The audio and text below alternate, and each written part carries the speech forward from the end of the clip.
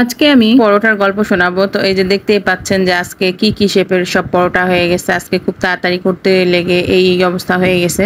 আসসালামু আলাইকুম। আজকে ঘুম থেকে উঠতে দেরি হয়ে গেছে, তো এখন আমি কি করব, এর জন্য খুব তাড়াতাড়ি করে পরোটা বানানোর জন্য বিভিন্ন শেপ দিয়ে দিয়েছি।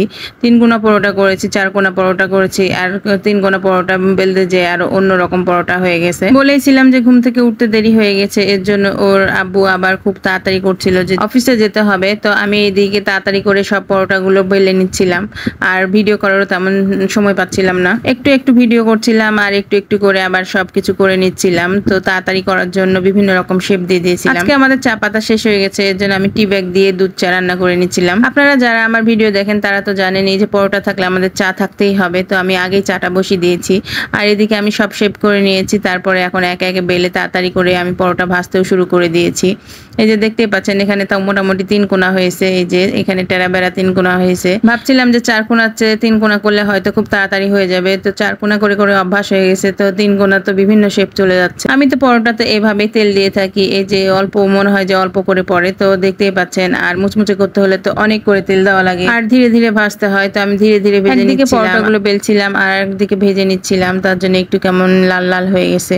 তো এই যে দেখতেই পাচ্ছেন আবার আর একটা আমার পরোটা ভাজা হয়ে গেছে। আলিফকে আর আলিফের আব্বু দেরি হয়ে যাবে, এর জন্য আমি তাদেরকে খাবার খেতে বলছিলাম, কিন্তু না, তারা আমাকে ছাড়া খাবে না। এই পরোটাটা একেবারে ত্রিভুজ আকৃতির হয়ে গেছে, মানে 3 কোনা হয়ে গেছে, অনেক সুন্দর হয়েছে। আর এখানে আর একটা আমি পরোটা বানিয়েছি যেটা দেখতে হার্ট শেপের মতো হয়েছে, তো সেটা দেখে আমার ভালোই লাগছিল। তো আমার ছেলেটাও আজকে খুব মজা পাচ্ছিল যে কি কি শেপ দিয়ে দিচ্ছি।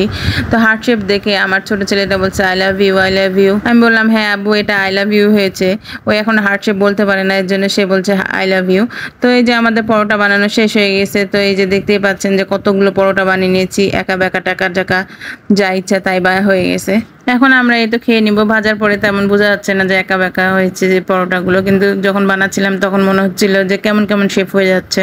মিষ্টি পাউরুটি বা মিষ্টি পরোটা খেতে আমার খুবই ভালো লাগে। তো আজকে আমি মিষ্টি দিয়ে এই পরোটা মুচমুচে পরোটাগুলো খেয়ে নিচ্ছি, আমার খুবই ভালো লাগছিল।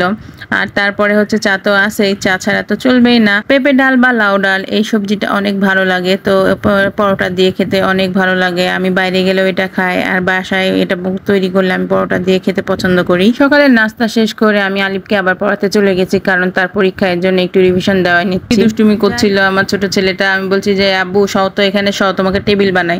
তো ওকে টেবিল বানিয়ে পড়াচ্ছি, আর ওই খুবই খুশি হচ্ছে। পরীক্ষা শুরু হয়েছিল সে 1 মাস আগে, তো আমাদের দেশের অবস্থার জন্য পরীক্ষাগুলো বন্ধ ছিল। আজকে আমার ছেলেটার পরীক্ষা শেষ হয়ে যাবে আলহামদুলিল্লাহ। অর্ধবার্ষিকী পরীক্ষা এই তো এত দেরি করে শেষ হচ্ছে, আর বার্ষিক পরীক্ষা তাহলে কেমন করে কি করবে বুঝে পাচ্ছি না। মাত্র 2টা মাস সময় পাবে। আর এখানে জারিফ খুব দুষ্টুমি করছিল। কার কার বাচ্চা এরকম আছে যে ভাই আপুকে পড়তে দেয় না? এরকমই দুষ্টুমি করে সব সময়। তো এভাবে আমাকে আমার ছেলেটাকে পড়াতে হয়। তো আজকে পর্যন্ত, খোদা হাফেজ।